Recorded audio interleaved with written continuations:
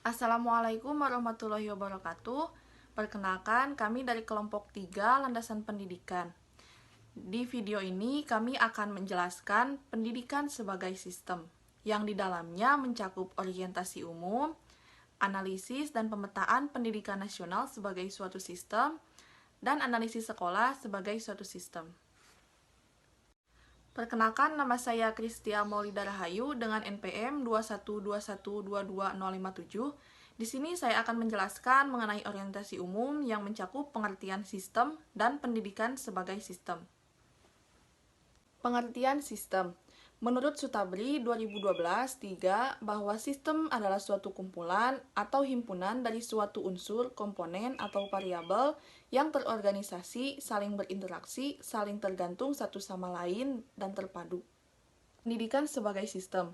Di dalam sistem pendidikan terdapat proses. Proses ini merupakan interaksi fungsional berupa penjabaran tujuan nasional yang melibatkan komponen-komponen pengambil kebijakan pendidikan di tingkat pemerintah atau pusat, provinsi, kota atau kabupaten, serta penyelenggara pendidikan di sekolah. Pendidikan sebagai sistem memiliki 12 komponen, yaitu 1. Tujuan dan prioritas. Hal ini merupakan informasi tentang apa yang hendak dicapai oleh sistem pendidikan dan urutan pelaksanaannya. 2. Peserta didik. Diharapkan peserta didik mengalami perubahan tingkah laku sesuai dengan tujuan sistem pendidikan. Yang ketiga, manajemen atau pengelolaan dengan fungsi mengkoordinasikan, mengarahkan dan menilai sistem pendidikan yang bersumber pada sistem nilai dan cita-cita, di mana komponen ini merupakan informasi tentang pola kepemimpinan dalam pengelolaan sistem pendidikan.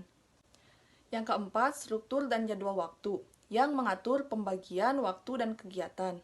Yang kelima, isi dan bahan pengajaran, yang menggambarkan luas dan dalamnya bahan pelajaran. Yang keenam, guru dan pelaksana. Yang ketujuh, alat bantu belajar. Yang kedelapan, fasilitas. Yang kesembilan, teknologi. Semua teknik yang digunakan agar sistem itu dapat berjalan efektif dan efisien.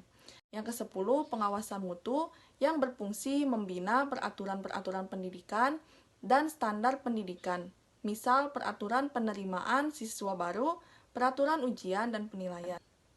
11. Penelitian. Komponen ini bersumber pada pengetahuan yang ada di masyarakat dan kegiatannya menghasilkan informasi mengenai fakta-fakta yang berguna untuk berfungsi memperbaiki pengetahuan dan penampilan sistem pendidikan. 12. Biaya.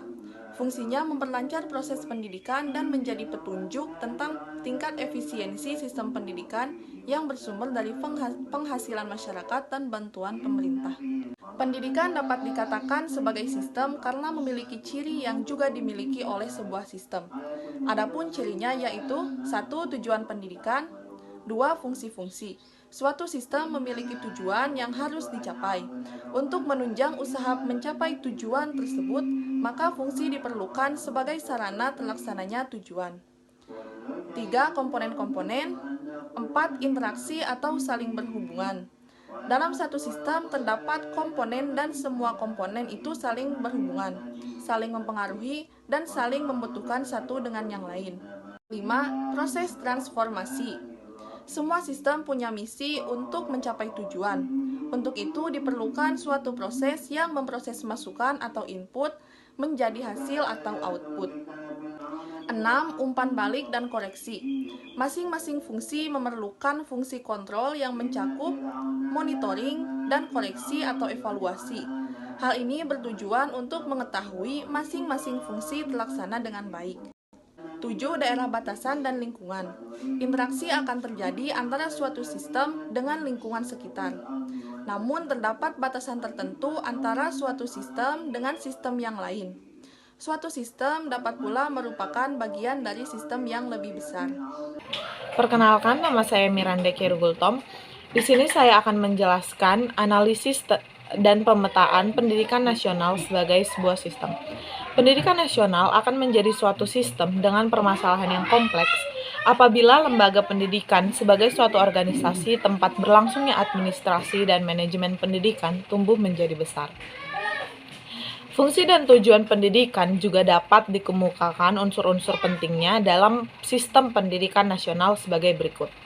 Yang pertama, pendidikan nasional sebagai suatu sistem merupakan satuan kegiatan antara alat dan tujuan yang sangat penting mencapai cita-cita nasional.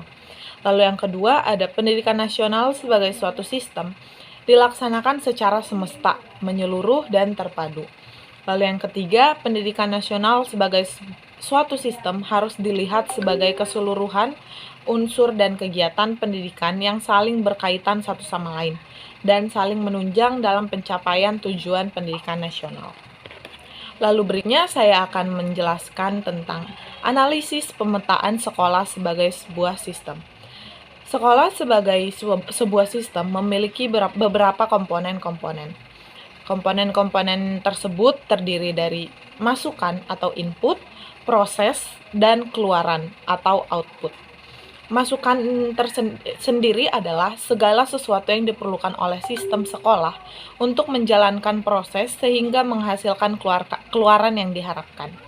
Lalu proses merupakan segala kegiatan yang dilakukan oleh sekolah, termasuk segala kegiatan yang terjadi di dalam sekolah untuk mengubah masukan atau input agar menghasilkan keluaran yang diharapkan.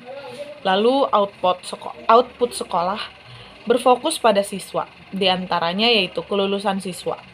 Output yang bermutu yaitu jika seluruh siswa dapat lulus dengan nilai yang memuaskan, serta siswa mampu menyerap ilmu-ilmu yang dipelajarinya selama ini. Perkenalkan, nama saya Konita Nurhasanah dari kelompok 3. Di sini saya akan melanjutkan materi yang tadi telah disampaikan oleh Kak Mira tentang analisis pemetaan sekolah sebagai sebuah sistem. Di dalam analisis pemetaan sekolah sebagai sebuah sistem terdapat beberapa komponen, yaitu ada pemetaan suprasistem sekolah, ada pemetaan masukan sekolah, ada pemetaan transformasi di sekolah, dan yang terakhir ada analisis dan pemetaan hasil sekolah. Di sini saya akan memaparkan tentang analisis dan pemetaan suprasistem sekolah dan pemetaan masukan sekolah. Yang pertama, analisis dan pemetaan suprasistem sekolah. Suprasistem sekolah adalah lingkungan yang secara langsung atau tidak langsung mempunyai pengaruh terhadap penyelenggaraan keseluruhan kegiatan sekolah. Lalu ada dua bentuk lingkungan. Yang pertama adalah lingkungan distal, yaitu berupa lingkungan masyarakat internasional dan masyarakat nasional yang tidak mempunyai pengaruh langsung terhadap kehidupan sehari-hari di sekolah. Yang kedua adalah lingkungan proksimal, itu adalah lingkungan masyarakat sekitar atau lokal yang mempunyai pengaruh langsung terhadap kehidupan sehari-hari di sekolah. Lalu yang kedua ada analisis dan pemetaan masukan sekolah. Terdapat dua komponen, yaitu ada informasi dan tenaga. Di dalam informasi ada informasi produk dan informasi operasional. Informasi produk adalah keterangan dan jumlah karakteristik calon murid atau siswa atau mahasiswa. Lalu informasi operasional, di dalam informasi operasional itu adalah keterangan tentang jumlah dan mutu masukan instrumental dan keterangan tentang karakteristik lingkungan hidup masyarakat sekitar. Lalu komponen yang kedua itu ada tenaga. Terdapat tenaga manusia dan tenaga bukan manusia. Tenaga manusia itu ada tenaga peserta didik seperti siswa dan mahasiswa. Lalu ada tenaga pendidikan seperti guru, kepala sekolah, dan staf tata usaha. Lalu tenaga bukan manusia itu seperti listrik, panas, bensin, gas, dan sebagainya.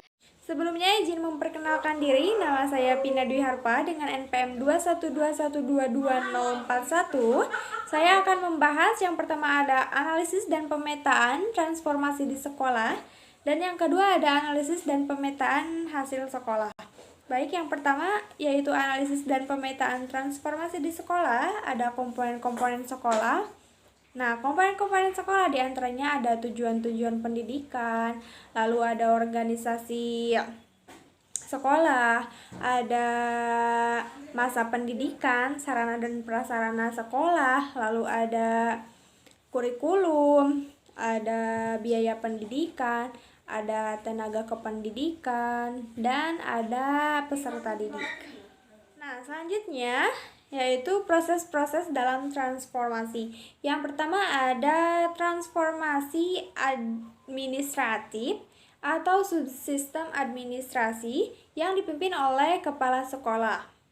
Lalu yang kedua ada transformasi edukatif atau subsistem edukatif yang dilakukan oleh guru mata pelajaran. Baik, memasuki yang kedua yaitu analisis dan pemetaan hasil sekolah. Yang pertama, hasil sekolah. Hasil sekolah adalah tamatan atau siswa yang telah berhasil menyelesaikannya. Yang kedua, ditinjau dari sudut kemampuan, dapat melanjutkan pada tingkat pendidikan yang lebih tinggi, baik melalui jalur sekolah ataupun luar sekolah. Nah, sekian materi yang dapat kami sampaikan. Terima kasih atas perhatiannya dan semoga bisa dipahami. Mohon maaf bila ada kesalahan. Wabillahi taufiq wal hidayah. Wassalamualaikum warahmatullahi wabarakatuh.